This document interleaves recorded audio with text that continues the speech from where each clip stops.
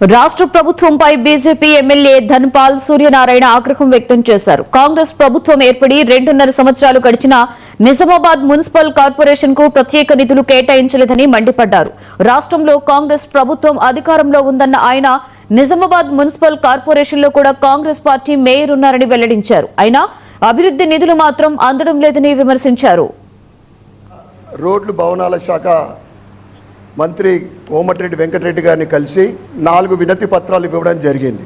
దాంట్లో ముఖ్యంగా నిజామాబాద్ నగరం అంటే ట్రాఫిక్ సమస్య రోజు రోజుకు, ఎందుకంటే నగరం విస్తరిస్తూ ఉంది, ట్రాఫిక్ సమస్య రోజు రోజుకు పెరుగుతూ ఉంది.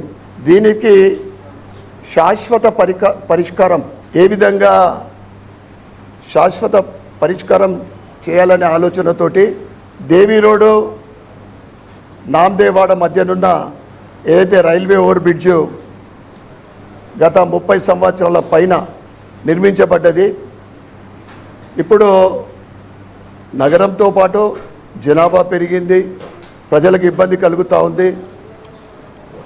ఆ రైల్వే ఓవర్ బ్రిడ్జ్ ఎక్స్పాన్షన్ గురించి దాన్ని ఇంకా ఎక్స్పాండ్ చేయడానికి 100 కోట్ల నిధులు విడుదల చేయాలని నేను ఈ రాష్ట్ర మంత్రివర్యులను కోరడం జరిగింది.